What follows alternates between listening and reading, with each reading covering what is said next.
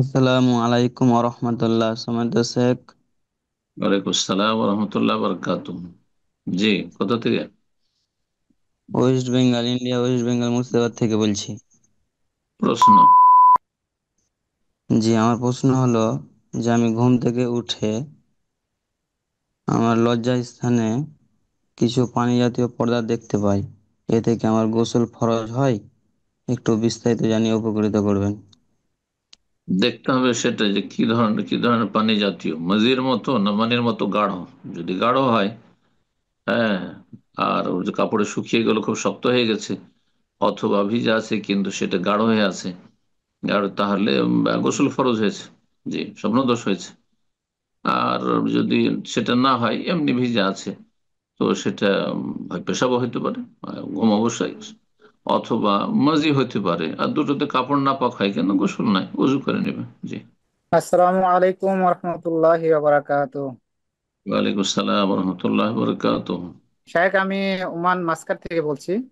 আমার একটা প্রশ্ন, যেটা হচ্ছে যে ফরজ নামাজের পরে যে আমরা সুন্নতি জিকির আজকার গুলা করি, আহ, এই জিকির আজকারের পরে যে সূরা ফাতিহা এবং সূরা ইখলাস, সূরা নাস এবং সূরা ফালাক, এই তিনটা সূরা কি ওই সময় পড়তে হবে, নাকি উঠে সুন্নতের পরে পড়লেও চলবে?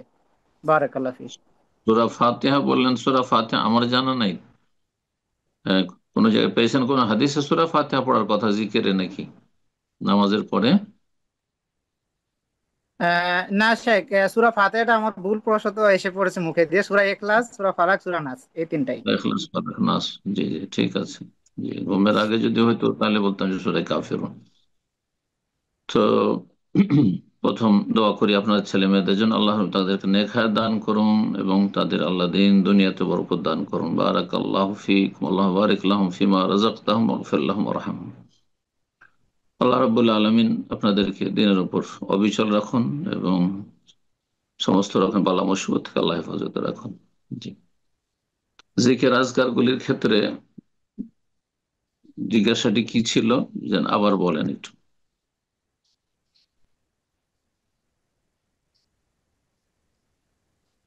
আব্দুল্লাহ ভাই, ওনাকে আনমিট করে দেন একটু। জি শাহেখ, আমি বলছি যে ফরজ সালাতের পর যে আমরা হুম। সুন্নতি জিকিরাজ গুলা করি, যেমন ধরেন আপনার সূরা, সরি, যেমন বলেন তো, সুবহান আল্লাহ জিকির 33 বার। প্রশ্ন কি আপনি বলেন। হুম।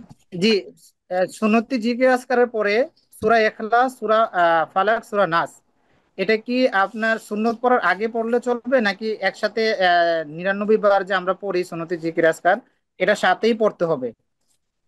না, সব জিকির আজকাল একসাথে, সূরা ইখলাস, ফালাক, নাস, ওটাও তো জিকিরের মধ্যে শামিল সালাতের পরে, তাই না? তো এর আগে শুধু সাইড সুন্নত পড়া যাবে মাগরিব না? মাগরিব আর ফজরে তিনবার না, সুন্নত পড়ার পরে কোনো জিকির আজকার নেই। সুন্নতের আগে জি, জিকির আজকার সাথে পড়বেন। জি। জি স্যার। সুন্নতের পরে যদি কেউ সুন্নত পড়তে লাগে, তারপরে আর কোনো জিকির আজকার নেই। জি।